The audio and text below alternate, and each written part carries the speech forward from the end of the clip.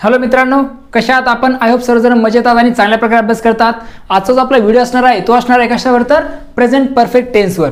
Present perfect tense म्हणजे काय, त्याचा वापर केव्हा केला जातो, त्याचे सूत्र काय आहेत, त्यांना ओळखायचं कसं, कुठल्या प्रकारचे युसेज आहेत, कुठल्या प्रकारचे वापर आहेत, कुठल्या प्रकारचे रूल्स आहेत, या प्रेझेंट परफेक्ट टेन्समध्ये ते आज तुम्हाला या व्हिडिओमध्ये मी समजून सांगणार आहे. ओके, व्हिडिओ सुरुवातीपासून शेवटपर्यंत अवश्य बघा. चॅनलला लाईक, शेअर आणि सबस्क्राईब करायला विसरू नका. तुमच्या मित्रांसोबत आपलं चॅनल अवश्य शेअर करा आणि सबस्क्राईब करायला विसरू नका, कारण येणाऱ्या व्हिडिओचे अपडेट तुम्हाला काय होत जातील तर यातून मिळत राहतील. ओके, चला आता सर्व वेळ आपण गमावणार नाही आहोत आणि सुरुवात करणार डायरेक्टली प्रेझेंट परफेक्ट टेन्सला समजून घ्यायला. बघा, सुरुवातीला काय दिलेलं आहे तर सर्वप्रथम आपल्याला माहित असणं गरजेचं की प्रेझेंट परफेक्ट हे कुठला टेन्स जो असेल त्याचं सूत्र काय असतं, म्हणजे त्याचं स्ट्रक्चर काय असतं, कशा प्रकारे आयडेंटिफाय केला जाईल, कुठली अशी गोष्ट आहे की ज्यातून आपल्याला कळेल की हा जो वाक्य आहे ते प्रेझेंट परफेक्ट टेन्स मधला आहे. प्रेझेंट परफेक्ट टेन्सचं सूत्र काय दिलेलं आहे बघा, अफर्मेटिव्ह स्ट्रक्चर. होकारार्थी वाक्य सूत्र काय आहे? Subject plus have oblique has plus V3 plus object. Subject म्हणजे कर्ता, मग कर्ता काय असतात? नाउन किंवा प्रोनाउन हे कर्ते असतात. हॅव हॅज हे काय तर टू हॅवची रूपं आहेत. ओके, हेल्पिंग वर्ब ज्याला आपण म्हणू शकतो. त्यानंतर क्रियापदाचं तिसरं रूप. क्रियापदाचे 3 रूप असतात, V1, V2, V3. मूळ रूप, समजा एक्झाम्पल घेऊ आपण, राईट मूळ रूप. सेकंड जो प्रकार आहे तो आहे रोट, क्रियापदाचं दुसरं रूप. आणि तिसरं रूप असतं रिटर्न. रिटर्न हे झालं तिसरं रूप. आपल्याला ते तिसरं रूप वापरायचं आहे. आणि शेवटी असणारे ऑब्जेक्ट. ओके, ऑब्जेक्ट असणारे कशानुसार? वर्बनुसार किंवा मग त्या कर्त्याच्या क्रियेनुसार. असो, तर हे झालं अफर्मेटिव्ह स्ट्रक्चर कशाचं? Present perfect tense. Okay, present perfect tense हे झालं अफर्मेटिव्ह स्ट्रक्चर. याचे काही एक्झाम्पल्स दिलेत बघा. त्यापूर्वी हॅव आणि हॅजचा वापर कधी करायचा यासाठी टेबल दिलेला आहे, समजून घ्या. काय दिलं आहे बघा त्या टेबलमध्ये? वाक्याची सुरुवात जेव्हा आय, वी, यू, दे आणि प्लुरल नाउनने होईल त्यावेळेस आपल्याला हॅव वापरायचे. त्याच्यानंतर हॅज कधी वापरायचंय? जेव्हा वाक्याची सुरुवात ही, शी, इट आणि सिंग्युलर नाउनने होते त्याच्यानंतर काय येणार आहे? नेहमी हॅज वापरलं जाणार आहे. हे सगळ्यात महत्त्वाचं, हे लक्षात असू द्या. नाहीतर काय मुलं काय करतात, ही हॅव पण म्हणतात, असं म्हणू नका. त्यासाठी तुम्हाला हीच्या नंतर हॅजच वापरायचंय, शीच्या नंतर हॅजच वापरायचंय. कशासाठी? फॉर प्रेझेंट परफेक्ट टेन्ससाठी. आणि प्रेझेंट परफेक्ट टेन्सची ओळख काय असणार आहे तर हॅव हॅज नंतर क्रियापदाचं थर्ड रूप. हॅव हॅज नंतर क्रियापदाचं तिसरं रूप जर असेल तर समजून चला की तो टेन्स कुठला आहे तर प्रेझेंट परफेक्ट टेन्स आहे. डिरेक्टली हॅव हॅज नंतर इन्स्टंट काय येते? क्रियापदाचं तिसरं रूप येत असेल तर that is the present perfect tense. Okay, I hope तुम्हाला समजलेलं आहे आणि ह्याचा वापरही म्हणजे कसा करायचा, हॅव हॅजचा वापर तोही तुम्हाला कळलेला आहे.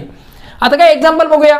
काय एक्झाम्पल दिलेलं आहे? पहिलं एक्झाम्पल आहे बघा, आय हॅव हेल्प हिम, मी त्याला मदत केली आहे.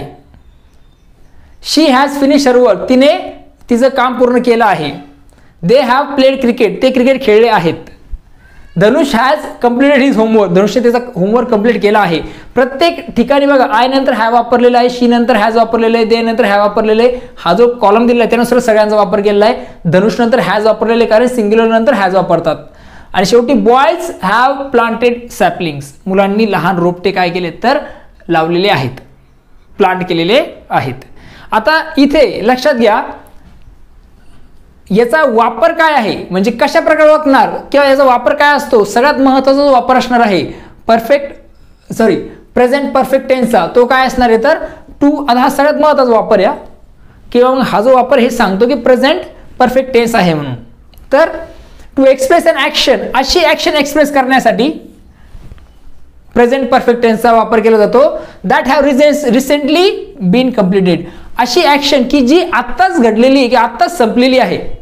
हे ज्या तुम्हाला सांगायचं असेल त्यावेळेस तुम्हाला काय करायचं आहे? प्रेझेंट परफेक्ट टेन्सचा वापर करायचा आहे.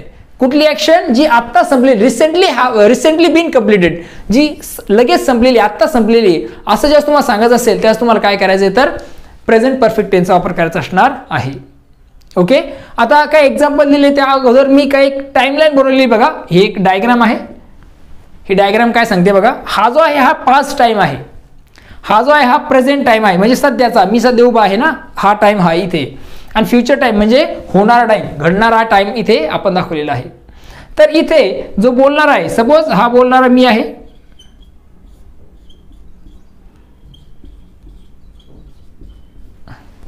आता मी काय म्हणतोय I have eaten a mango. I have eaten a mango. मी आंबा खाल्ला आहे. आंबा आता मी खाल्ला आहे किंवा मग आय हॅव टॉट इंग्लिश. मी इंग्लिश शिकवलं आहे. आता मी ते शिकवलं, आता माझं संपलेलं शिकून. ज्यावेळेस माझं शिकून संपलेलं असेल तर मी काय म्हणणार, आय हॅव टॉट देम. मी त्यांना शिकवलं आहे. म्हणजे आत्ताच क्रिया कंप्लीट झालेली. कुठे? या पॉईंटला. म्हणजे क्रिया इथे कुठे सुरू होते, या साईडला, आणि ते काय होती, संपते. म्हणजे 30 मिनिटं मी शिकवलं होतं, क्रिया इथे सुरू झाली आणि इथे ती काय झाली, संपली. करेक्ट इथे. आणि ज्यावेळेस इथे संपली त्यावेळेस मी काय म्हणणार, आय हॅव टॉट देम. मी त्यांना शिकवलं आहे. इथे ती रिसेंटली संपलेली. म्हणजे लक्षात घ्या, प्रेझेंट परफेक्ट टेन्सचा वापर कधी केला जातो, ज्यावेळेस क्रिया ही काय होते तर लगेच आत्ताच कंप्लीट झाली असते. हे सांगण्यासाठी आपण काय करत असतो तर प्रेझेंट परफेक्ट टेन्सचा वापर करत असतो. काही एक्झाम्पल आहेत बघा. I have purchase a book. मी पुस्तक विकत घेतलं आहे. आत्ता घेतलं दुकानातून, पैसे पे केले आणि म्हणलो की मी बुक विकत घेतला आहे. तर त्यावेळेस मी काय म्हणणार, I have purchase a book.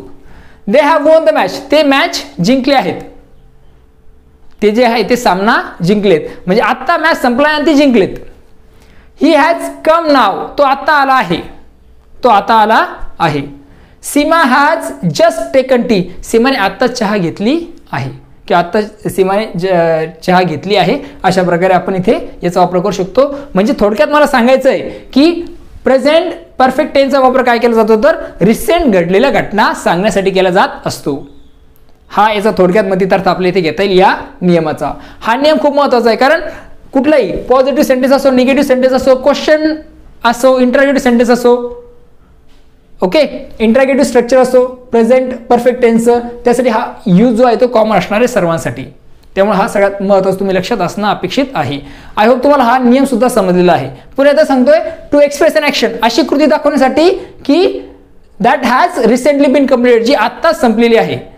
त्यामुळे आपण काय करत असतो तर प्रेझेंट परफेक्ट टेन्सचा वापर करत असतो. ओके, हे तुम्हाला समजलेलं आहे. त्यानंतर हे अफर्मेटिव्ह स्ट्रक्चर तुम्हाला समजलेलं आहे की होकारार्थी वाक्य ते सर्व. ओके, आता आपण बघतोय निगेटिव्ह स्ट्रक्चर. निगेटिव्ह स्ट्रक्चर म्हणजे नकारार्थी वाक्य. नकारार्थी वाक्याचं काय स्ट्रक्चर आहे मग प्रेझेंट परफेक्ट टेन्सचं? सब्जेक्ट नंतर हॅव हॅज, त्यानंतर नॉट. हॅव हॅज नंतर लगेच नॉट आलेलं आहे. त्यानंतर V3 ऑब्जेक्ट. ह्याचे नियम सेम आहेत. एक्झाम्पल बघा, he has not sold his phone. त्याने त्याचा फोन विकलेला नाही. त्याने त्याचा फोन विकलेला नाही. You have not listen me. तू माझं ऐकलं नाहीस. Divya has not dance. दिव्याने डान्स केला नाही. ओके, फक्त नाही हा आपण वर्ड तिथे टाकतोय, केला नाही. म्हणजे आता तिने, म्हणजे तिला म्हणलंय पण तिने केला का? नाही केला. मग आपण म्हणतो दिव्या हॅज नॉट डान्स. त्यानंतर तू माझं ऐकलं नाही. तो काही सांगितलं, आपण म्हणतो की तू माझं ऐकलं नाही ना, यू हॅव नॉट लिसन मी. अशा प्रकारे याचा वापर केला जातो प्रेझेंट परफेक्ट टेन्सचा. आणि स्ट्रक्चर लक्षात असू द्या, कारण या स्ट्रक्चरचं खूप महत्त्व आहे. परीक्षेत तुम्हाला प्रश्न येतात कसे, identify the tense. Tense identify करायचं आहे. वाक्य दिलेलं आहे, I have not played cricket. हे वाक्य आलं तुम्हाला, आयडेंटिफाय द टेन्स म्हणा आलं, आयडेंटिफाय द टेन्स असा क्वेश्चन आला तर तुमच्या लक्षात असणं गरजेचं हे सूत्र. हे सूत्र एका लाईनमध्ये लिहून घ्या. ओके, म्हणजे तुमच्या लक्षात राहील. किंवा मग आय हॅव हेल्प हिम प्रश्न आला, आयडेंटिफाय द टेन्स, तर तुम्हाला ते ओळखता आलं पाहिजे की this is the example of present perfect tense. Okay, I hope तुम्हाला समजलेलं. आता काय करूया आपण, इंटररोगेटिव्ह सेंटेन्सचं स्ट्रक्चर बघूया. कशामध्ये? प्रेझेंट परफेक्ट टेन्समध्ये. प्रेझेंट परफेक्ट टेन्समधील आपण निगेटिव्ह आपण बघतोय इंटररोगेटिव्ह सेंटेन्सचं स्ट्रक्चर काय असणार आहे. तर बघा, हे वरचा आहे पॉझिटिव्ह, खालचा आहे निगेटिव्ह स्ट्रक्चर. पण दोन्हीमध्ये काय विचारलेले प्रश्न विचारले गेले, शेवटी क्वेश्चन मार्क दिले, लक्षात घ्या. तर पॉझिटिव्ह क्वेश्चन कसा असेल तर have oblique has plus subject plus V3 plus object, शेवटी क्वेश्चन मार्क. आणि निगेटिव्ह सेंटेन्सचं स्ट्रक्चर असेल इंटररोगेटिव्हचं haven't oblique hasn't, have means haven't means have not, hasn't means has not, subject plus V3 plus object, शेवटी question mark. हे झाले structure कशाचे? Interrogative सेंटेन्सचे. ओके, कशामध्ये? प्रेझेंट परफेक्ट टेन्समधील. मग एक्झाम्पल आहे बघा, पहिलं हॅव यू अंडरस्टूड इट. तुला हे समजलंय का? हॅझंट धनुष आस्क्ड अ क्वेश्चन, धनुष्य प्रश्न विचारला का? हॅवंट दे प्लेड क्रिकेट, ते क्रिकेट खेळले नाहीत का? आता हे झाले, हे जे एक्झाम्पल मी तुम्हाला सांगितलं हे एक्झाम्पल याचे आहेत. कशाचे? येस नो टाईप क्वेश्चनचे. आता WH टाईपमध्ये पण आपण विचारू शकतो, फक्त आपलं काय करायचं, WH वर्ड अगोदर ठेवायचं आहे. WH वर्ड अगोदर ठेवला तर तुम्हाला हे गोष्टी कळून जातील. फक्त WH वर्ड आपण ठेवला जसं की why haven't you finish this work, तू हे काम कंप्लीट का बरं केलं नाहीस. शेवटचं एक्झाम्पल काय बघा, where has she forgot her keys. Keys ती तिच्या चाव्या ती कुठे विसरली आहे. म्हणजे लक्षात घ्या की याच्या अगोदर फक्त WH वर्ड लिहिला तरी प्रश्न तयार होत असतो. ओके, आय होप तुम्हाला इंटरगेटिव्ह स्ट्रक्चर काय असतं प्रेझेंट परफेक्ट टेन्सचं ते तुम्हाला समजलेलं आहे. बघा पुन्हा एकदा सांगतोय, टेन्सचे सर्व प्रकार असतील, ॲक्टिव्ह वॉइस पॅसिव्ह असेल, डायरेक्ट इनडायरेक्ट स्पीच असतील, त्यानंतर सेंटेन्सचे सर्व प्रकार असतील, क्वेश्चन टॅग असेल, नॉट ओनली बट ऑल्सो, सर्व ग्रामरच्या पार्ट्सवर मी व्हिडिओ बनवले आहेत. बघण्यासाठी तुम्हाला काय करावं लागेल, प्लेलिस्टमध्ये जावं लागेल, त्यावर जाऊन तुम्ही काय करू शकता, सर्व ग्रामर तुम्ही समजून घेऊ शकता. ओके, चॅनलला लाईक शेअर आणि सबस्क्राईब करायला विसरू नका. आता आपण पुढे बोलतोय कशाकडे, तर प्रेझेंट परफेक्ट टेन्सचे युसेज काय असतात ते आता आपण समजून घेणार आहोत. आता आपण बोलतो आहोत युसेजकडे, म्हणजे जे वापर काय केले जातात प्रेझेंट परफेक्ट टेन्सचे. तर त्यातील पहिला जो यूज आहे तुम्हाला मी सांगितलेला आहे की प्रेझेंट परफेक्ट टेन्सचा वापर केव्हा केला जातो. ओके, आता दुसरा वापर बघूया आपण की प्रेझेंट परफेक्ट टेन्सचा कुठे केला जातो. तर त्यासाठी नियम दिला आहे बघा, to describe the past event, असे past events whose effect still exist, असे काही भूतकाळातील घटना की ज्यांचा जे काही इफेक्ट आहे त्याचा जो परिणाम तो सध्यासुद्धा असेल, त्यावेळेस ते दाखवण्यासाठी आपण काय करतो तर प्रेझेंट परफेक्ट टेन्सचा वापर करत असतो. मग एक्झाम्पल दिलं बघा, Sachin has finish his work, सचिनने त्याचा होमवर्क कंप्लीट केलेला आहे. ओके, त्यानंतर शी हॅज कट हर फिंगर, तिने तिचं बोट कापलं आहे. म्हणजे आता भूतकाळात तिचं कुठेतरी कट झालं असेल, पण आपण म्हणतो की शी हॅज कट हर फिंगर, भूतकाळात घडलेली घटनेपर्यंत त्याचा इफेक्ट आता सुद्धा आहे. तर असं सांगण्यासाठी आपण काय करतो तर प्रेझेंट परफेक्ट टेन्सचा वापर करत असतो. त्यानंतर आहे पुढचं, I have eaten all apples, मी सर्व ॲपल्स खाल्ले आहेत. पास्टमध्ये घडलेल्या घटना आहे, परंतु ते सांगण्यासाठी आपण काय करतो तर या प्रेझेंट परफेक्ट टेन्सचा वापर करतो. आणखी एक्झाम्पल तसं आपण म्हणतो की I have completed my BA, मी माझं BA कंप्लीट केलं आहे. I have complete my MA, I have complete my BTech, I have completed my BE. Okay, म्हणजे भूतकाळात घडलेल्या घटनापर्यंत त्याचा इफेक्ट सुद्धा आहे हे सांगण्यासाठी आपण काय करत असतो तर अशा प्रकारे प्रेझेंट परफेक्ट टेन्सचा वापर करत असतो. पुढचा एक आहे वापर, तो म्हणजे काय तर टू डिस्क्राईब अन ॲक्शन, अशा प्रकारचे action whose time is not given, ज्यांचा टाईम दिलेला नसतो, तेव्हा सुद्धा आपण काय करत असतो तर प्रेझेंट परफेक्ट टेन्सचा वापर करत असतो. Example, have you done your PhD, तू तुझी PhD कंप्लीट केली आहे का. Have you read Shriman Yogi, तू श्रीमान योगी वाचला आहे का. She has gone to Pune, ती पुण्याला गेली आहे. आता हे जे एक्झाम्पल आहे, okay, she has gone to Pune, ती पुण्याला गेली आहे, हे सुद्धा काय तर अशी ॲक्शन दाखवते की जिचा टाईम दिलेला नाही. हे जे काही एक्झाम्पल आहेत त्याच्यातले आहेत. ओके, आता हे 4 तुम्हाला मी काय सांगितले तर हे 3 तुम्हाला युसेस सांगितलेले आहेत. एक शेवटचा युसेस बघूया, प्रेझेंट परफेक्ट टेन्सचा शेवटचा आता आपण वापर बघतोय. बघा, प्रेझेंट परफेक्ट टेन्सचा वापर हा काय कधी केला जातो तर म्हणजे it is use with certain adverbs, काही ॲडवर्ब्स असतील काय ॲडवर्बल फ्रेज असतील ते वापरले जातात प्रेझेंट परफेक्ट टेन्समध्ये. ते कुठले आहेत जसे की never, always, for, since, often, already, त्यानंतर up to now, this week, that week, this month, that month, during the last, etc. आता हे काही एक्झाम्पल, हे काही ॲडवर्ब किंवा ॲडवर्ब फ्रेजेस आहेत, त्यासोबत सुद्धा आपण काय करत असतो तर प्रेझेंट परफेक्ट टेन्सचा वापर करत असतो. ओके, सोपं आहे, लक्षात घ्या. आता कसा वापर केला बघा, ही हॅज कम रिसेंटली, तो आत्ताच आला आहे, रिसेंटली वापरले गेले कधी प्रेझेंट परफेक्ट टेन्समध्ये.